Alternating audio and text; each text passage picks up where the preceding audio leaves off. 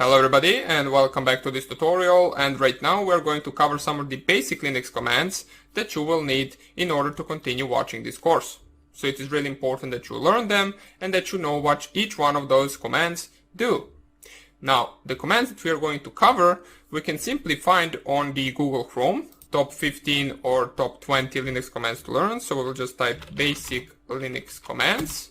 We'll go right here. And we can already see some of the commands right here, but what we are going to do is we're going to navigate to the first website, which is Basic Linux Commands for Beginners, and we're going to cover the commands one by one. Okay, continue to site, we'll scroll down to the first command, and here it is. Now, this is the command that you already saw in the previous video. It is pwd. As it says right here, when you first open the terminal, you're in the home directory of your user. Now, in our case, once we first open the terminal, we are in the root directory, since we are always logging in as a root account or as an administrator account. So if we type right here pwd, you will notice that we have the path that is /root. So we open by default in the root directory. To know which directory you are in, you can use the pwd command. Since we are currently in the root directory, but for example, as I showed you in the previous video, if you open a terminal in the desktop directory, as we can see right here, you can simply just do by right click and then open in terminal. You will see that if you type pwd, you're currently in the /root/desktop directory. Now, same goes if you, for example, go to files and navigate to the documents directory and simply right click, open in terminal. You will see that if we just type pwd right here, we're in the /root/documents directory. Okay? So that is the first command, and what this command basically does, it prints working directory, and that's what it is shortened for, print working directory. Okay? Now, just in case that you don't really see the letters too well, I will simply just zoom in so you can see everything really well. Well, let's zoom out one time. Okay, so this is the size that you should be able to see everything that I'm typing. And let's go to the second command, which is the ls command. Now, as it says right here, since it is a short sentence, you can see use the ls command to know what files are in the directory you are in. You can see all the hidden files by using the command ls-a. Now, the ls basically stands for listing all the files in the specific directory. Since we know that by default this root terminal is in the /root directory, we can see all of the files in the /root directory simply just typing ls. Press enter and you will see that all of the files in the root directory are desktop, documents, music, downloads, pictures, and so on and so on. Now, we can see that some of the files right here are blue and some of the files are white. The white files are basically programs or txt files, as we can see right here, or basically any types of files, while as the desktop, downloads, and pictures are all directories. So everything marked right here with blue color is basically a directory. It is a folder, it is not a file. Now, in your case, it might be different colors, especially if you played around with the colors in the previous video, in the actual edit part of the terminal, in the preferences. It might be a different color, but you will simply just find desktop and you will know that it is a directory as well as documents, downloads, and so on and so on. And everything that is same color as those two directories will also be a directory. Okay? So ls once again stands for listing all the files, and we also have ls-la, or pardon me, for now on we will simply just type a, and it will list all of the files as well as it will list the hidden files too. Now, all of the hidden files are the files that are starting with a dot, as we can see right here, .local, .mozilla, .ms4, .subversion, .profile, and so on and so on.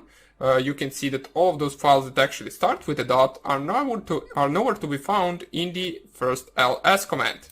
So, if you want to run to only list all the visible files, you simply just type ls, and if you only want to run to see all of the files, including hidden files, you simply just type ls-a. Okay? So simple as that. Now, another important command is if you want to, for example, clear the screen so you don't really see all of this stuff right here, you can simply just do that by typing clear, press enter, and it will clear the screen for you. Okay? So I'm not really sure if that command is in those top 10 or 15 commands, but doesn't even matter, it is worth to know. Let's go on to the third command. Now, the third command is also the important command, which is the cd. It stands for changing directory. So we use the cd command in order to actually change the directory from one folder to another. For example, let's see right here. We know that by default in this terminal we are in the root directory, and once again we can check with pwd. We can check what are the available directories by simply typing ls, and we know that all of the blue stuff will be a directory. And let's say we want to go to the downloads directory. We can do that simply just by typing cd, change directory, space, and then downloads. You can either use slash at the end or without slash at the end, whatever you like. You can simply just type cd downloads, and right now if we just type pwd once again, you will see that right now we are in the /root/downloads directory. In order to list files in the downloads directory, you can simply just type ls, and you will see all of the files in the downloads directory. Once again, to clear the screen, we can clear the screen. In order to go, for example, one directory back, so we want to return from the downloads directory one step back to the root directory where we have been before, we can do that simply just by typing cd and then 2 dots. Cd and then 2 dots simply returns you into one directory back. As we can see right here, we are once again back in the root directory. And then from there, you can simply just go to the cd desktop, and then ls here, and then cd pentest, and you can see that in the desktop directory we have one folder which is pentest, and we can make sure that that is correct simply just by looking at our desktop, and we have one folder which is pentest folder. And right now we simply just went 2 directories in from the root directory, and in order to get back to the root directory we simply just type one cd, and now we're in desktop directory, and once again cd 2 dots, and once again we are in the root directory. Okay, so simple to understand. Let us simply just type clear to clear the screen. Let's go on to the next command, which is the mkdir and rmdir. Now the mkdir is basically stands for making directory, while the rmdir stands for removing directory. Those two actual commands, should I say, are used to make folders and delete folders. Okay, so right here, if we want to create, for example, a folder in the desktop directory, so let's go back to the desktop directory, we'll know that we have one folder which is pentest, here it is. If we want to create a folder, a new one, and let's call it, for example, test folder, we can simply just type mkdir and then test folder. Press enter, and you will see right away that on the desktop appears a new folder which is called test folder. In order to remove that folder, we can simply type rmdir test folder. Now, that is one way to actually delete the directory or a folder. You can simply just, let's recreate the test folder. You can also delete it with another command, which is the shorter version of rmdir command, which is the rm command. Now, the difference between rmdir command and rm command is that the rmdir basically only deletes directories, while the rm can actually delete both files and directories. But in order to delete directories with just rm command, you need to add -r to delete the directory. If you remove -r, it will not be able to delete the directory, but it will be able to delete any type of file that is not a folder. Okay? So once again, type ls. We can see that we do have a directory right here, which is test folder. Let's also create a file. Now, in order to create a file, you can use command touch, and simply let's call it just file. Touch command creates files, as we can see right here.